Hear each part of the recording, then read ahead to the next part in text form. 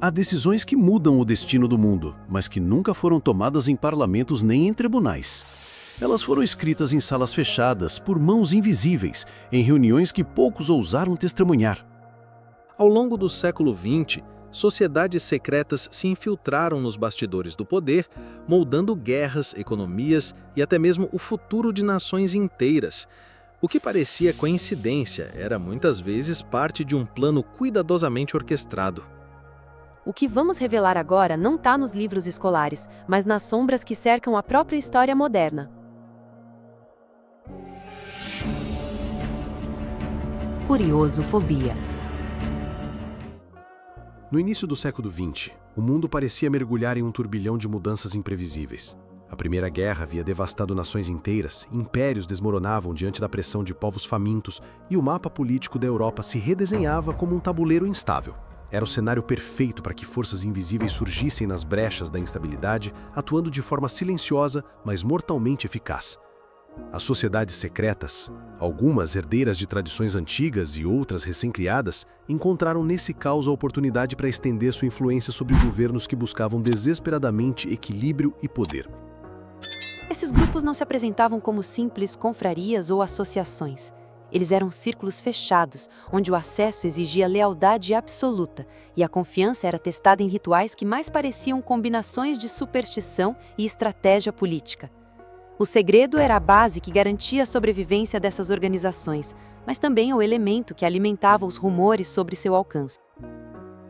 É importante notar que, em muitos casos, essas sociedades não buscavam apenas riqueza ou prestígio. Elas se viam como guardiãs de ideologias. Algumas defendiam nacionalismos radicais, outras pregavam a construção de uma ordem mundial unificada, enquanto certos grupos cultivavam a crença de que possuíam conhecimentos ocultos capazes de transformar o curso da humanidade.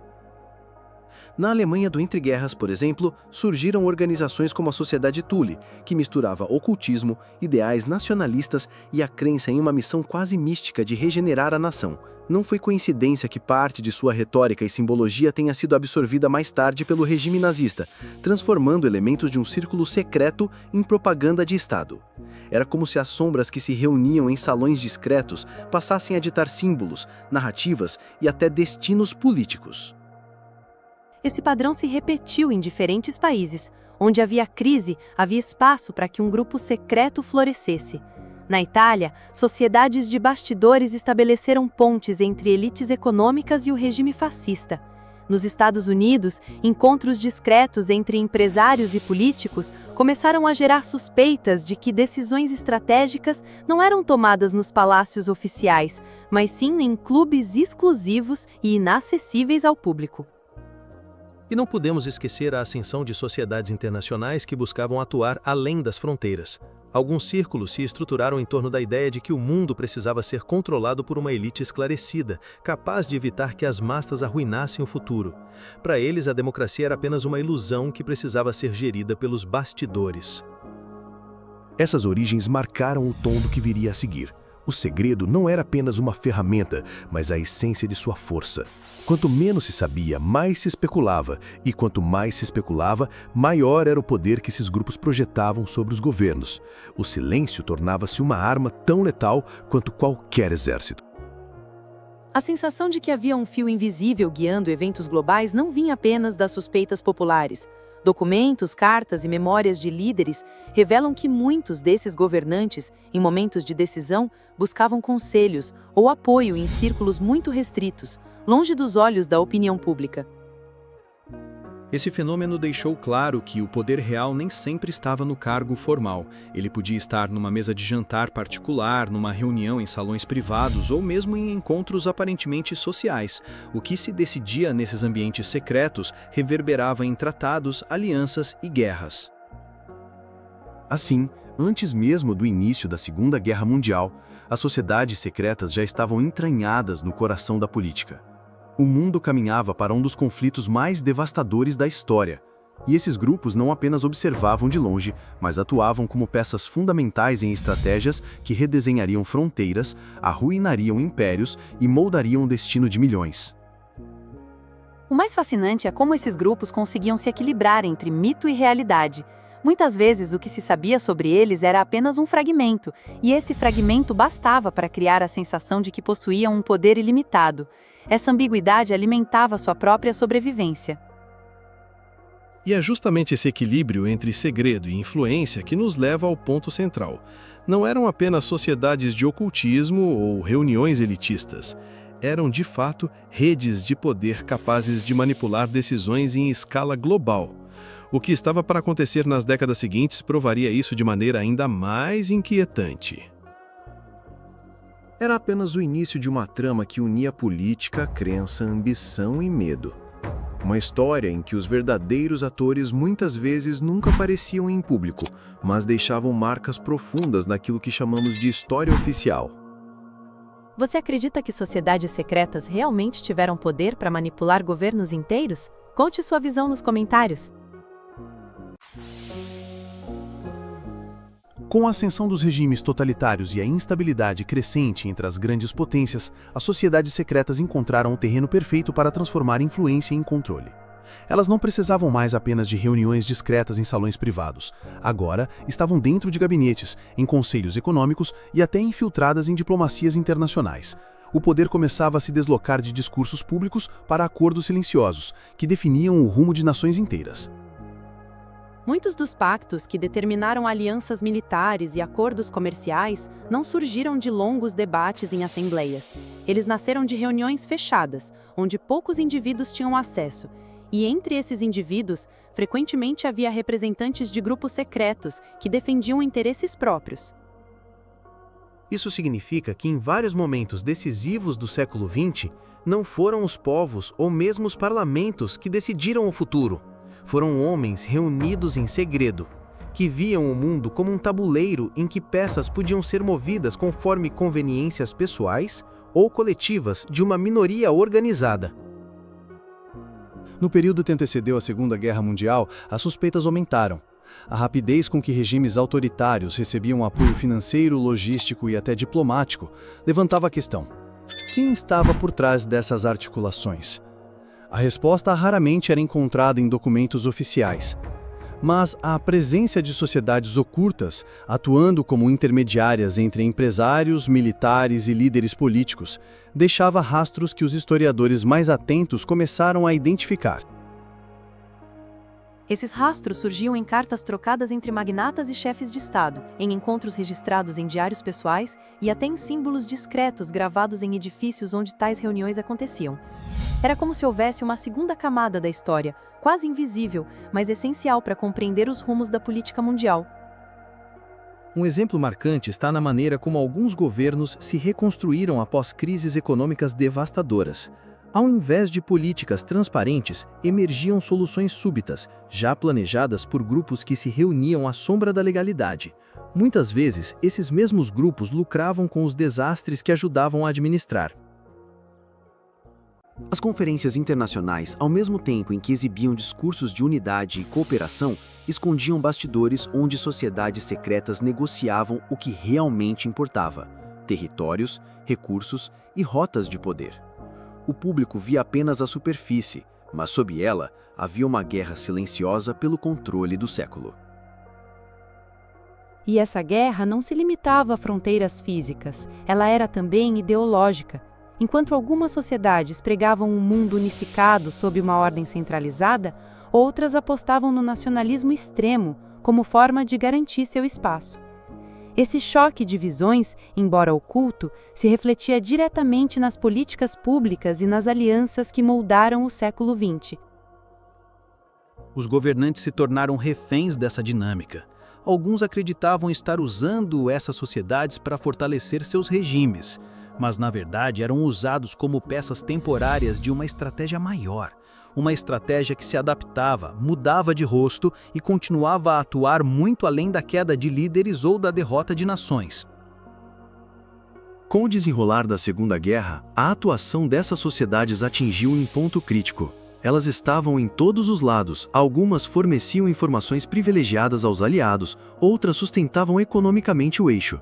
O mais impressionante é que, independentemente do resultado, esses grupos sempre garantiam sua sobrevivência, como se tivessem previsto cada possível desfecho. O segredo para isso estava em sua flexibilidade. Não se limitavam a uma ideologia única. Podiam apoiar lados opostos ao mesmo tempo, desde que isso garantisse acesso contínuo ao poder. Essa ambiguidade era uma de suas maiores armas. E foi justamente essa capacidade de transitar entre vitoriosos e derrotados que garantiu sua permanência no pós-guerra. Enquanto cidades estavam em ruínas e países tentavam se reconstruir, eles já discutiam como moldar um novo equilíbrio mundial. Da destruição surgiu um novo cenário, com instituições internacionais criadas para garantir paz e estabilidade. Mas por trás dessas instituições, a presença de sociedades secretas continuava a se fazer sentir. Elas influenciavam nomeações, definindo quem teria voz e quem seria silenciado, mantendo as rédeas de decisões que supostamente pertenciam ao mundo livre. É nesse ponto que percebemos que o século XX não foi apenas marcado por guerras visíveis. Houve também uma guerra invisível, travada em corredores silenciosos, onde selos e assinaturas tinham o peso de batalhas e onde um aperto de mãos poderia mudar o destino de milhões. E o mais perturbador é perceber que essa guerra invisível nunca teve fim. O pós-guerra apenas ampliou o campo de atuação dessas sociedades, agora com alcance ainda mais global. O que antes era restrito a uma nação ou continente passou a ser desenhado em escala planetária. O mundo havia mudado, mas os fios invisíveis continuavam a ser puxados. E cada decisão aparentemente pública escondia camadas de segredo. As sociedades secretas haviam encontrado seu espaço definitivo, não mais à margem do poder, mas dentro dele. Com o fim da guerra e o início de uma nova ordem mundial, muitos acreditaram que os segredos haviam ficado para trás, enterrados sobre as cinzas de um século turbulento. Mas, na realidade, aquilo foi apenas o começo.